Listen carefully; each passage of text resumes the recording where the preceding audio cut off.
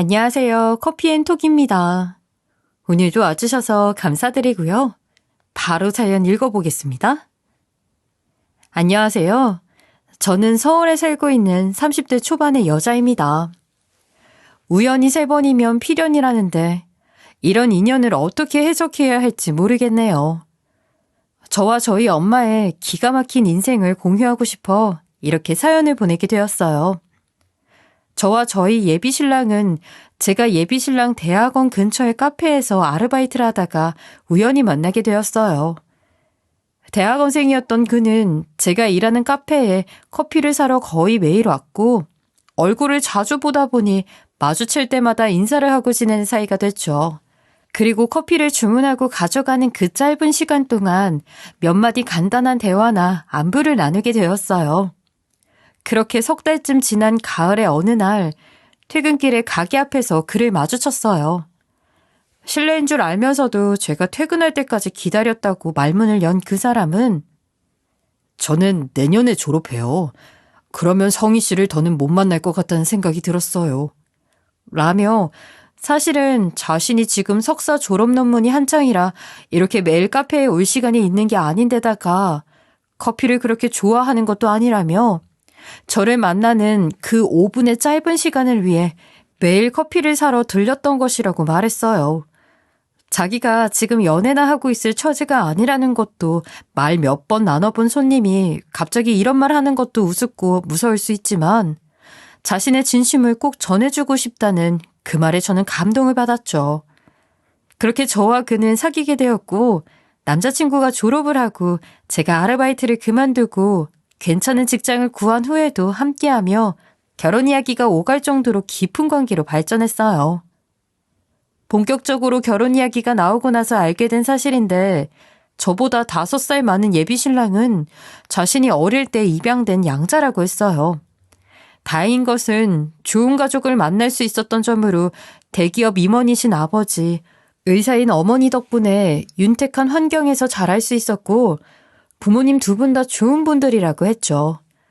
사실 예비신랑 집안의 경제 형편이 저희 집안보다 좋다는 사실은 어느 정도 이미 눈치채고 있었지만 자세한 부분은 신뢰라는 생각에 서로 캐물은 적이 없었기에 저는 그 이야기를 듣고는 우리 집안과 예비신랑의 집안이 격차가 큰 것에 걱정이 되기 시작했죠. 저희 집안은 어디에서나 볼 수 있는 단란하고 평범한 가족이지만 집안 형편이 좋지 못한 편이었거든요. 저 역시 그런 가정 형편 때문에 크게 학문에 뜻이 있었던 것도 아니라 고등학교를 졸업하고 일찍 아르바이트로 시작해 취업을 한 거였고요. 예비신랑은 우리 부모님은 그렇게 속물적인 사람들 아니야. 너는 충분히 착하고 좋은 사람이고 그거면 충분해. 라며 저를 다독여 주었고 저희는 이 결혼을 진지하게 생각해 보기로 약속했어요. 그렇게 저와 예비신랑은 결혼 허락을 받기 위해 예비 시부모님을 만나기로 했어요. 아무리 2 사람이 사랑해서 내린 결정이라고 하지만 부모님의 허락 없이 결혼할 수는 없었으니까요. 솔직히 말해서 인사를 드리고 온 후의 기분은 회사에 입사할 때 면접을 볼 때 딱 그 기분이었어요. 예비 시어머니는 대놓고 제게 그렇게 말씀하시더군요. 우리 아들이 워낙 성격이 독특한 애라 특이한 여자를 데리고 올 줄은 알았는데 아휴 그래도 이 정도일 줄은 몰라서 꽤나 충격이 크네. 솔직히 거기까지는 이해했어요. 제가 뭐 재력, 학벌, 외모 어디를 봐도 내세울 것이 없는 사람인 것은 맞았으니까요. 대기업 임원 아버지의 의사어머니 그리고 번듯한 대학을 나와 석사과정까지 밟고 대기업에 취직한 아들. 어디를 보고 봐도 제가 밀리니까요. 하지만 예비 시어머니의 말은 그게 끝이 아니었어요. 아무리 내 배로 낳은 자식이 아니라지만 그래도 여태 이 집에서 자라면서 보고 배운 것들이 있을 텐데 말이야. 부모가 이렇게 번듯한 직업을 가지고 있는데도 불구하고 이런 여자를 반려자라고 데리고 왔으니 아휴 역시나 본태는 사람이 숨길 수 없다고 실망할 수밖에 없구나. 라고 하시는 겁니다. 아무리 제가 마음에 안 드신다고 해도 예비 신랑이 입양하라는 사실까지 일부러 들먹여가면서 다른 사람도 아닌 엄마가 아들을 그렇게 모욕해도 될 일인가요? 저는 그동안 예비 신랑이 저에게 부모님 두 분 다 성정이 올곧고 성실한 분이야 라고 했던 말이 거짓말이라는 걸 깨달았어요. 그런 모욕적인 말을 듣고도 눈 하나 깜짝 않는 예비 신랑의 표정을 보고 알 수 있었죠. 이런 일이 오늘이 처음이 아니구나. 그동안 이런 식의 무시를 많이 당하고 살았겠구나 하는 그런 것들이요. 그래도 어쨌든 반대는 안 하신다는 뜻으로 알겠습니다, 어머니. 5살 때 입양되었다던 예비 신랑은 30년 가까이 이 집에서 살면서 이미 이런 대우가 머릿속에 박힌 듯 태연하게 행동했죠. 처음 인사드리는 자리에서부터 심상치 않음을 저 역시 느꼈지만 예비 신랑의 태도가 워낙 확고했던 데다가 저 역시 그를 너무나 사랑하고 또 믿었기에 이 결혼을 강행하기로 결정했어요. 예비 신랑 역시 반기면서 환영해주지 않을 거라는 건 이미 알았어. 어머니는 내가 누굴 데리고 가도 꼬투리를 잡으실 뿐이야. 그러니까 너무 마음 쓰지 마. 하고 저를 다독여 주었죠. 하지만 그렇게 허락도 통보도 아닌 애매한 인사를 드린 후 결혼을 준비하기 시작하는 단계에서부터 심각한 트러블이 발생했습니다. 바로 예비 시어머니가 저희 엄마를 찾아오신 것이었어요. 앞서 말씀드린 것처럼 저희 집이 형편이 어렵다 보니 엄마도 아직 일을 하고 계신데요. 엄마가 일하는 식당을 어떻게 아셨는지 거기로 예비 시어머니가 예고도 없이 다짜고짜 찾아오신 거였죠. 엄마를 찾아와서 예비 시어머니가 하신 행동은 사람을 일도 못하게 붙잡아 앉혀놓고는 고향부터 학력, 나이, 재산까지 말 그대로 호구조사를 하며 면접을 보신 거였어요. 저에게 했던 질문 그대로 똑같이 말이죠. 사실 저희 엄마는 초졸이세요. 그 당시에는 중학교 이상을 졸업하지 못한 사람이 그리 드물지는 않았잖아요. 저희 엄마도 어려운 형편에 어린 나이부터 공장에서 일을 하시느라 초등학교 이후로 학력이 없다고 해요. 시대가 시대였던 만큼 저는 엄마를 부끄러워 해본 적이 한 번도 없었고 오히려 자신을 위해 그리고 가족들을 위해 저는 상상도 할 수 없을 어린 나이에 열심히 일을 하면서 먹고 살자고 아등바등 노력한 엄마가 자랑스럽게까지 느껴졌으니까요. 실제로 제 주변 친구들 부모님 중 엄마처럼 소년공 출신이라던가 어릴 때부터 파출부나 식모살이를 했던 분들도 어렵지 않게 찾을 수 있었어요. 하지만 예비 시어머니께 그런 이야기를 했다가는 끼리끼리라는 이야기나 듣겠죠. 실제로 예비 시어머니는 저희 엄마가 초졸 학력이라는 이야기를 듣자마자 도무지 용납도 이해도 안 된다는 듯한 말투와 표정으로 자식 부끄러운 줄도 몰라요? 이날이 때껏 뭐하고 살았대. 어릴 때야 찢어지게 가난해서 그랬다 쳐도 나이 들어서라도 고등학교 졸업장 정도는 딸 수 있었던 거 아니에요? 나이도 나랑 동갑이면 기회는 얼마든지 있었을 텐데. 그러셨다는 거예요. 솔직히 말해 예비 시어머니도 운이 좋아 부자인 부모한테 태어난 것뿐 아닌가요? 만약 예비 시모도 저희 엄마와 같은 부모 밑에서 자랐다면 본인도 의사는커녕 대학 문턱도 못 밟아봤을 텐데 말이에요. 엄마는 그냥 예비 사돈이 찾아왔었더라는 이야기만 하셔서 그 정도까지일 줄은 몰랐는데 엄마의 가게에 찾아갔던 날 엄마와 같이 일하는 아주머니께서 그 사람 진짜 예의도 없고 이상하더라 며 이야기를 해주셔서 겨우 알게 되었어요. 저는 우라통이 터졌죠. 화내고 따져야 할 사람은 아닌데도 엄마에게 분풀이를 하고 말았어요. 엄마, 그런 소리를 듣고도 바보처럼 가만히 있었어? 왜 아무 말도 안 했어? 물이라도 뿌려줬었어야지. 그런데 엄마는 슬픈 얼굴로 그렇게 말씀하셨어요. 이혜미가 평생에 너한테 좋은 옷 한 벌을 못해다 입히고 너 대학도 못 보내주고 내가 네 인생에 도움 안 된 건 사실이잖아. 그리고 너 겨우 좀 시집 잘 가서 잘 돼 보려고 하는데 내가 초치면 어쩌니? 도움은 안 되어도 방해는 되지 말아야지, 애미가. 저는 복장이 터져 무슨 말을 그렇게 하느냐고 엄마에게 소리를 쳤지만 엄마는 너하고 나는 곧 죽어도 부모 자식 사이고 장서방하고는 헤어지면 끝나는 사이 아니냐 라면서 순간의 기분에 휘둘려 후회할 행동은 하지 말아야 한다며 오히려 저를 어르셨어요. 그런 모호한 분위기 속에서 우리는 상견례도 하지 않았습니다.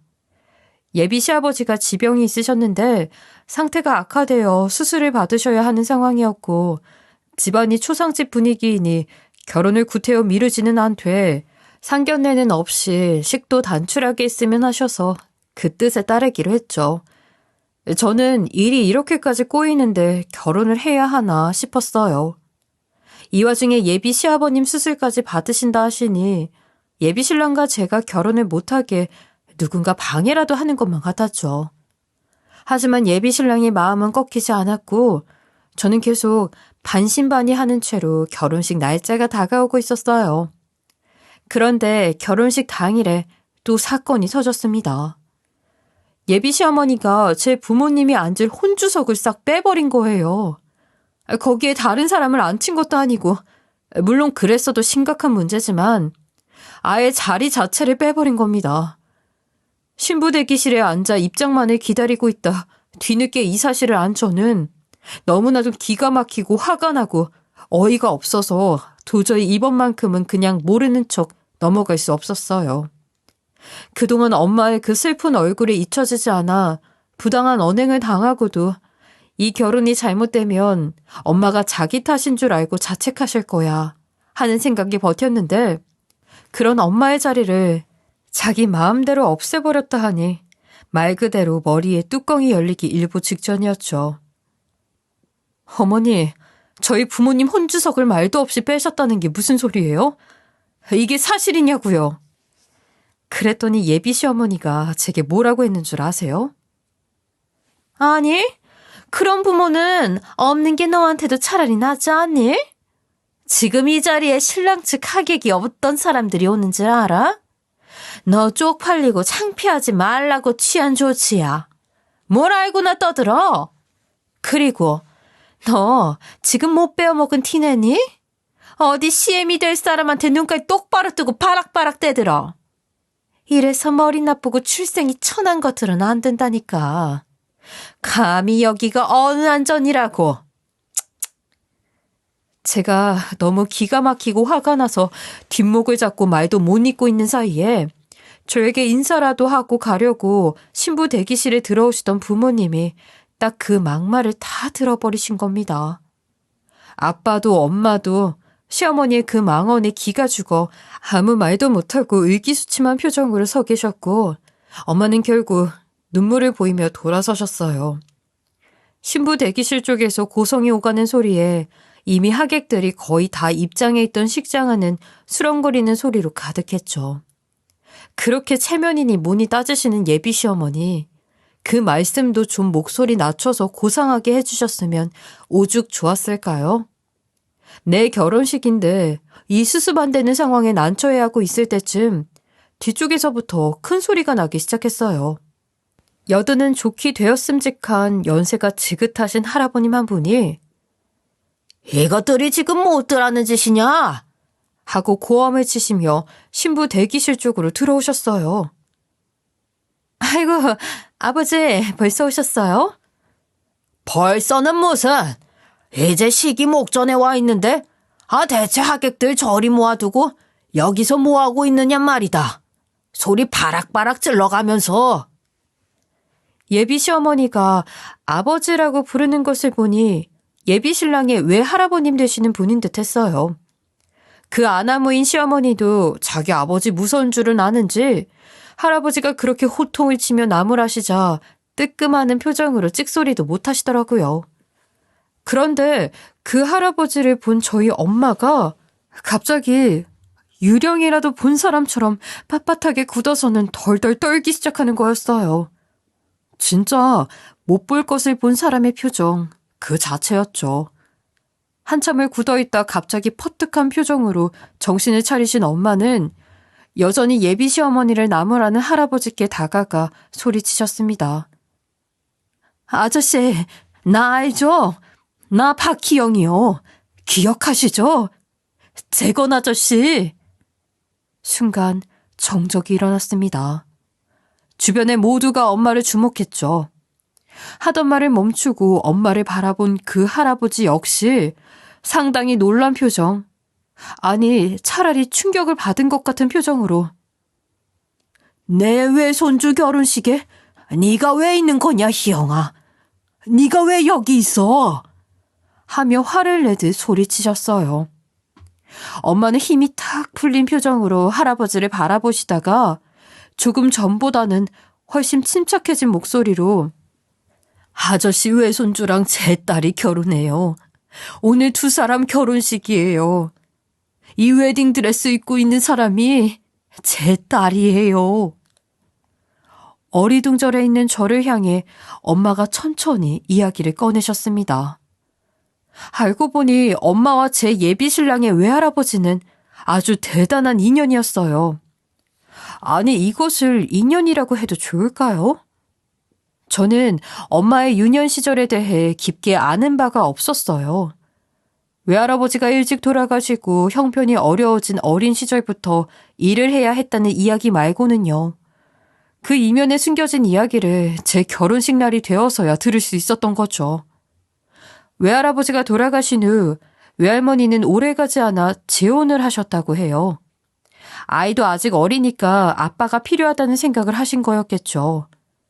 특히 그 시절에는 사별을 했든 이혼을 했든 여자가 남편 없이 아이를 혼자 기르는 것이 무척이나 힘든 시절이었으니까요. 그리고 엄마의 새아버지가 바로 예비 신랑의 외할아버지였다고 합니다. 당시 외할머니는 이 할아버지, 그러니까 예비 시어머니의 아버지이자 제 엄마의 새아버지였던 할아버지가 노총각인 줄 알고 재혼을 하셨다고 해요. 하지만 막상 결혼하고 살림을 합치고 나서야 본인의 새남편이 철저히 숨기고 있었던 비밀을 알았다고 합니다. 할아버지는 결혼한 적이 없는 것은 사실이었지만 엄마와 동갑인 딸이 한 명 숨겨져 있었던 거예요. 처음에는 모르쇠로 일관하던 엄마의 새아버지는 막상 사실을 들키고 나자 태도가 180도 돌변했다고 합니다.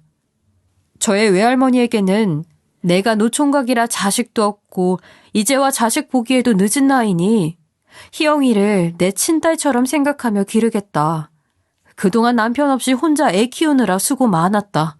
앞으로는 내가 고생을 덜어주겠다고 가머니설로 꼬셔놓고는 막상 일이 그렇게 틀어지자 태도를 바꾸어 뻔뻔하게 저희 엄마와 저희 외할머니를 괴롭히기 시작한 거예요. 저희 엄마는 짐짓 차분한 목소리로 말을 이어가셨지만 그 목소리에서 지난 과거의 회한이 다 드러났어요. 엄마의 새아버지는 엄마를 그렇게 못 잡아먹어 안달이었다고 해요. 내가 피 한 방울 안 섞인 어느 핏줄인지도 모르는 널 먹여 살릴 줄 알았냐? 꿈깨라며 고작 초등학생인 엄마를 그렇게 닥달하는 것은 물론 엄마가 초등학교 고학년이 되자 아예 나가서 돈을 벌어오라고 종용했다고 합니다. 그래도 외할머니는 엄마가 고등학교까지는 진학했으면 하는 바람을 가지고 있으셔서 중학교 입학은 겨우 했지만 날이면 날마다 돈을 내놓으라고 윽박을 지르는 새아버지의 성화에 못 이겨 결국 학교를 그만두고 공장에서 일을 할 수밖에 없었다고 해요. 그렇습니다. 엄마가 초등학교만 겨우 나온 이유가 바로 엄마의 새아버지였던 사람, 그리고 제 예비 시어머니의 아버지이자 예비 신랑의 외할아버지인 저 남자 때문이었던 거죠. 그렇게 저희 엄마는 어린 나이에 일터로 내몰려 개미처럼 일만 했습니다. 외할머니는 대체 자신의 딸을 보호하지 않고 뭐 했냐고요? 저도 이야기를 듣다가 중간에 너무 기가 막혀 엄마에게 소리치듯 물었어요. 엄마는 어릴 때는 본인도 그렇게 자신의 어머니를 원망도 하고 미워도 했지만 지금 생각해보면 그분도 힘없는 여자였기에 어쩔 수 없었던 것이라는 생각이 들어 이젠 동정심조차 들 정도라면서요. 자세히 설명해 주시진 않았지만 외할머니 역시 새남편이 무서워 평소에 말 한마디 제대로 못하고 죽은 듯 살았다는 것을 보면 엄마의 새아버지가 평소에 자신의 아내와 딸에 대하는 태도가 폭력적이고 강압적이었을 거라는 추측이 되었죠. 그렇게 저희 엄마가 뼈 빠지게 번 돈은 대체 어디다 썼느냐고요? 솔직히 전 처음에 엄마의 새아버지가 노름이나 주색잡기 같은 것을 좋아하는 논팽이라서 어린 새딸이 벌어다 준 돈을 그런 곳에 탕진하고 다녔나 하고 생각했지만 사실은 그것도 아니었다고 해요. 아니 차라리 그랬으면 나았을성 싶을 정도로 현실은 더 잔인하고 기가 막혔죠. 엄마의 새아버지는 고작 중학생, 고등학생 정도 되었을 어린 새딸이 벌어온 돈을 10원 한 푼 빼놓지 않고 갈취해 자신의 친딸 뒷바라지 하는 데 썼다고 합니다. 자신의 새아내와 새딸은 흰쌀밥 한 그릇도 마음 놓고 못 먹는 가난 속에 방치하고 갈취를 넘어선 박대의 구박에 가까운 행위로 번 돈을 모두 빼앗아 그 돈으로 자신의 친가에 몰래 숨겨두고 기르던 친딸에게 좋은 옷을 사입히고 비싼 사립학교에 보내고 과외 선생까지 붙여주고 있었던 거죠. 그렇게 남의 고열을 착취해다 바친 돈으로 예비 시어머니가 의대에 들어갈 수 있었던 겁니다. 더욱 기가 막힌 것은 이 사실을 알게 된 것이 엄마의 새아버지가 어느 날 갑자기 가타부타 말 한마디 없이 가출하고 나서였다고 해요. 갑자기 소리 소문 없이 말 한마디 없이 사라진 남편을 찾기 위해 외할머니는 일손조차 놓고 몇 달을 사람을 찾기 위해 수소문하고 다녔고 겨우 찾아낸 본인의 새남편 친가에서 자초지종을 들을 수 있었다고 합니다. 지금까지 두 모녀가 쇠가 빠지게 번 돈으로 새남편이 자기 친딸의 학비와 생활비를 대왔고 그 돈으로 본인 친딸은 의대를 무사히 졸업해 의사가 될 수 있었다고 말이죠. 엄마 새아버지의 부모님은 그 이야기를 당당하게 하면서 물어물어 찾아온 새며느리를 미련하고 아둔한 여자 취급하며 문전박대했다고 해요.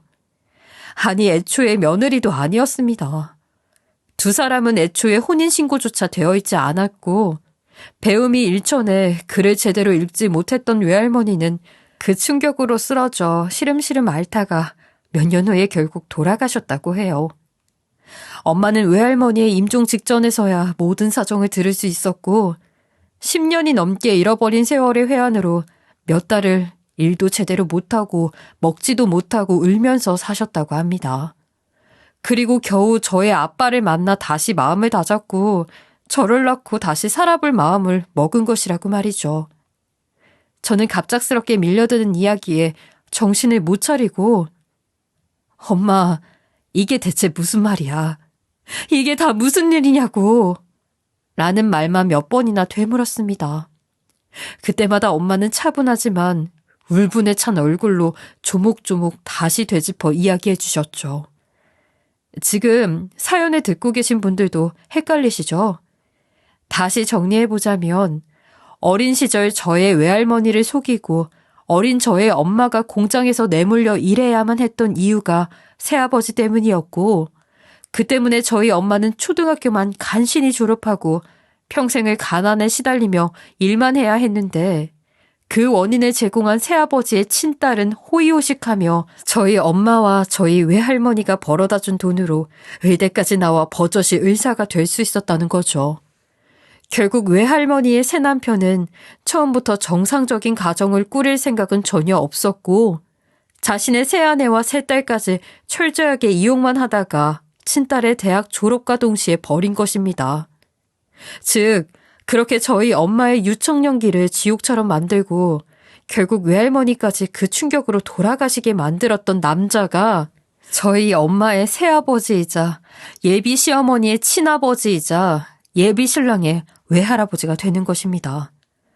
그러니까 결론은 저희 엄마가 번 돈으로 예비 시모가 의사가 된 거였죠.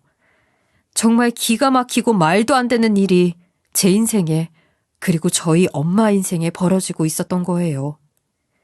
이야기가 진행될수록 결혼식이 정상적으로 시작되지 않고 신부 대기실 쪽에서 계속 소란스럽게 시작하자 하객으로 온 사람들이며 스태프들이 하나둘 모여들어 이야기를 듣고는 경악을 하고 있었죠. 예비 시어머니와 그 아버지라는 사람도 사람들이 모여드는 것을 보며 흘끗흘끗 눈치를 보기 시작했어요. 천만다행이라고 해야 할까요? 불행 중 다행이라고 해야 할까요? 어쨌든 외할머니 입장에서는 재혼했다고 생각하셨으니 엄마에게도 새아버지가 되는 것이지만 법적 혼인을 한 사실도 없고 엄마와 예비 시어머니도 피 한 방울 안 섞인 완전 남남이었기에 저와 예비 신랑도 법적으로도 윤리적으로도 떳떳한 관계이긴 했으니까요. 게다가 애초에 예비 신랑도 입양아로 그 집안과 피가 섞인 사람도 아니었기에 친족 결혼도 아니고 뭣도 아닌 완벽한 남남 관계의 떳떳한 혼인이었지만 문제는 당연히 그런 게 아니었죠. 어쩌면 제가 친족 결혼을 했을지도 모른다는 그런 아찔한 가정이 차라리 별것 아닌 것으로 느껴질 정도라니. 저의 이 기가 막힌 현실을 이해하시겠나요? 진짜 문제는 지금 수습이 전혀 안 되고 있는 현실이었습니다. 하필이면 저의 결혼식에서 엄마와 이 할아버지가 다시 만나게 되고 이게 하필이면 하객들에게도 생중계로 실시간 공개가 되고 있다는 점이었죠. 특히나 당사자 중 한 명인 예비 시어머니는 자신이 의사가 될 수 있도록 금전적 지원을 받은 데 이런 뒷배경이 있다는 사실은 지금까지 꿈에도 몰랐던 모양인지 정말 심하게 충격을 받은 표정으로 덜덜 떨기 시작했어요. 할아버지 역시 그 긴 세월 다 잊고 살았던 모양인지 새삼 되새김질 들고 있는 과거가 떠오르는 듯 괴로운 표정인 것도 같고 죄책감이 어린 표정인 것도 같은 표정을 지으며 얼굴을 일그러뜨렸죠. 하객들 사이에서 수군대는 소리는 끊임없이 흘러나오고 있었고 그동안 자신이 그 어려운 시절에도 잘 자라고 잘 배워서 의사가 되었다는 자만감에 젖어 살았을 것이 빤했을 예비 시어머니는 벌벌 떨면서 자기 아버지를 붙들고 늘어지기 시작했어요. 아버지, 이게 다 무슨 소리예요? 저 여자, 저분이 하는 말 다 거짓말이죠? 저한테는 아버지가 원양어선 타서 번 돈으로 대학 보내준 거라고 했잖아요. 그래서 1년의 대부분을 외국의 바다 위에서 보내야 했기 때문에 저를 할머니 댁에 보내놓고 자주 못 오시는 거라고. 그래서 나랑 같이 못 산 거라고 이야기했잖아요. 맞죠, 아버지? 제가 지금 잘못 들은 거죠? 예비 시어머니는 오열하기 시작했습니다. 그리고 자기 딸의 절규를 묵묵히 듣고만 있던 할아버지는 엄마에게 가까이 다가가 갑자기 무릎을 꿇고 흐느끼기 시작했어요. 희영아, 미안하다. 내가 죽을 죄를 지었구나. 미안하다. 네 엄마가 이렇게라도 나를 벌 주려고 오늘 이 자리에서 너와 나를 만나게 한 것 같구나. 이제라도 이렇게라도 내가 뉘우치고 살으라고. 죽을 때까지 잊지 말고 죄 지은 마음으로 살라고. 네 엄마가 내게 벌을 주려고 나를 일깨워주려고 오늘 이 자리를 이렇게 만든 것 같구나. 저희 엄마는 담담한 표정으로 할아버지를 내려다보고 계셨고 거기까지 이야기를 들은 예비 시어머니는 충격적인 진실을 견디지 못하고 혼절하고 말았습니다. 생각해보면 우리 엄마 그리고 우리 외할머니의 피와 땀으로 자신이 의사가 될 수 있었던 거고 그 덕분에 이렇게 떵떵거리며 살 수 있었던 것 아니겠어요? 심지어 시어머니는 자신이 그렇게 성공할 수 있도록 희생, 아니 착취를 당하며 살아왔던 피해 당사자를 그렇게 멸시하고 모욕했으니 스스로도 견딜 수 없었을 거예요. 그나마의 인간성이라도 남아있는 사람이라고 해야 할까요? 누군가 119를 외치는 소리, 넋이 나간 표정으로 멍하니 저와 엄마, 그리고 할아버지를 번갈아 바라보던 멋들어진 턱시도를 입은 예비 신랑, 분주하게 오가는 사람들과 모여들어 수군대는 구경꾼들, 그 모든 것들이 영화 속 한 장면처럼 느릿하고 고요하게 흘러갔어요. 정말 비현실적인 장면이었죠. 제 눈과 귀에는 모든 사람들과 소음들이 차단된 채 엄마와 그 할아버지만이 보이고 들렸어요. 내가 이제 살 날이 머지 않았나 보구나.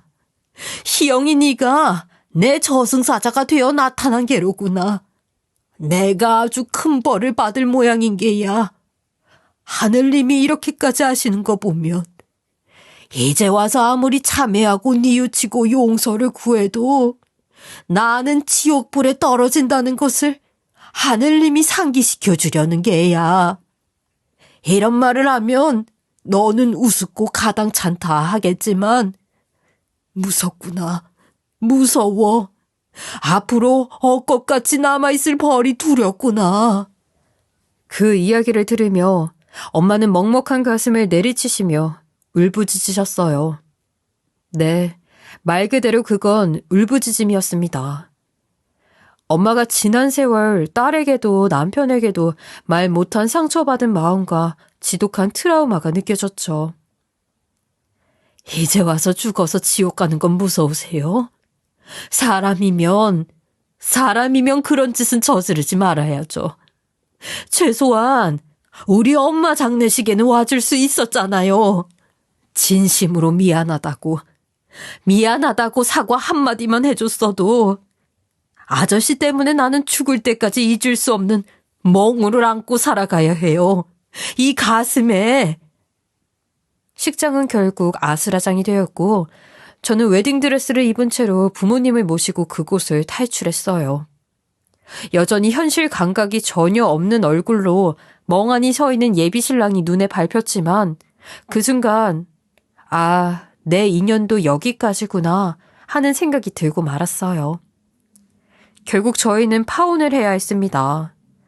차마 얼굴도 볼 수가 없어 전화통화로만 이야기를 주고받았죠. 마지막 통화를 할 때 그래도 한때는 제가 사랑했고 결혼까지 할 뻔했던 남자는 저에게 그렇게 말했어요. 나도 이제 이 집과의 연을 끊고 살까 해. 솔직히 말해서 난 너 많이 사랑했어. 일이 이렇게까지 되었다는데 어머니와 아버지 그리고 외할아버지를 어떻게 보고 살아가야 할지 난 자신이 없네. 그래도 고아인 날 지금까지 이렇게 키워주신 것만큼은 사실이고 내가 평생 감사해야 할 일이지만 그도 무척 복잡한 신경이라는 것을 느낄 수 있었어요. 프라이드가 남달랐던 저희 예비 시어머니, 그러니까 그 여자는 자신이 지금까지 이루어낸 모든 것들이 자신과 자신의 집안의 힘이 아니라 그 뒤에 숨겨진 희생이 있었다는 사실을 받아들이지 못하는 모습을 보였습니다. 정신과 치료까지 받고 있다고 하더라고요. 솔직히 말해서 평생 그 수십 년의 세월을 트라우마와 상처를 안고 살아가야 했던 사람은 따로 있는데 자기가 더 충격을 받아 그러고 있다니 솔직히 우습기도 했어요. 다만 그 사람에게도 최소한의 인간성만큼은 남아있었던 거라고 생각하려 합니다. 그 충격의 근원에 수치심이나 아버지에 대한 배신감 같은 것이 더 많기는 하겠지만 우리 엄마에 대한 죄책감도 분명히 있을 거라고 믿으니까요. 사실 그 여자가 인격적으로는 미숙한 사람이었어도 따지고 보면 자신 역시 아버지에게 속은 피해자 중 한 명이잖아요.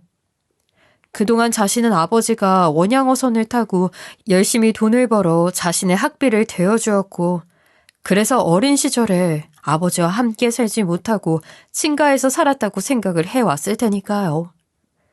나중에 건너 아는 사람에게 들은 사실이지만 실제로 그런 이유 때문에 그 여자의 아버지는 평소에도 매우 고압적이고 권위적인 태도로 딸을 대했다고 해요.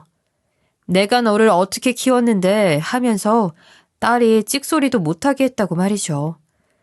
결혼식장에서 아버지가 등장한 것으로만으로도 벌벌 떨던 모습을 보니 그러고도 남겠다 싶긴 하더라고요. 물론 세월에 세월을 거쳐 외할머니와 엄마는 물론 저에게까지 이런 가슴 아픈 상처를 남기게 만든 그 할아버지만큼은 그 누가 뭐라 해도 용서할 수 없는 인륜을 벗어난 짓을 저지른 사람이라고 생각합니다.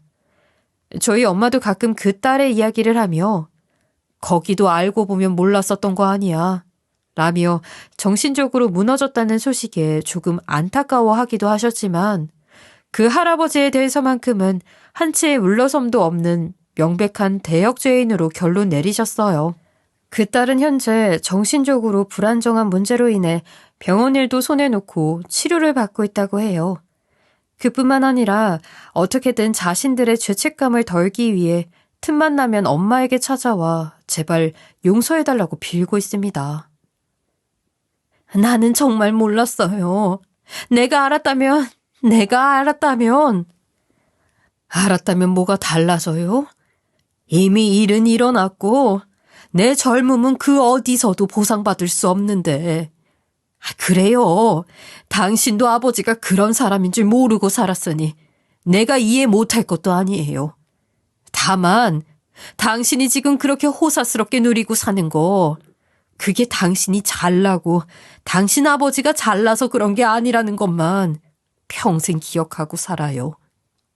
남에게 감사할 줄도 알고 미안할 줄도 알고 그렇게 살아요. 그리고 못 배웠다고 사람 무시하지 말고 의사라고 잘났다고 사람들 하대하지 말라고요. 내가 못 배우고 못 먹고 살았어도 그 정도의 인간된 도리는 지키면서 살 줄 알아요. 아이고 희영아, 제발 용서해다오. 이제라도 늦었지만 너와 네 딸 내가 가진 남은 재산으로 어떻게든. 다 필요 없어요. 당신과 당신 딸이 내 고열을 착취해서 번 그런 더럽고 무서운 돈 내가 한 푼이라도 필요로 할 것 같아요? 필요 없으니 그만 돌아가세요. 80이 넘어 살 날이 오래 남지 않은 그 할아버지는 죽음 이후의 세상, 그러니까 정확히는 자신이 받아야 할 벌과 업보가 두려운 듯 했어요. 웃기죠? 지금까지는 멀쩡히 다 잊고 살다가 갑자기 죄의식이 생겼다는 것이 말이에요. 정말 엄마에게 그리고 돌아가신 우리 외할머니에게 미안해서 저러는 것이 아니라 단지 자신의 마음을 가볍게 만들고 싶어서 자기 편하자고 저러는 것이 너무 눈에 보여 찾아오면 찾아올수록 저도 기가 막히고 마음이 언짢았습니다. 그 후로 저의 전 남자친구는 정말로 부모와 연을 끊고 사는 모양인지 살던 집도 이사가고 연락도 되지 않는다고 해요. 자식에게 딱히 정이 있어 보이지도 않는 사람들이었지만 그래도 자식이라고 혹시 소식을 아느냐고 저에게까지 물어보더라고요.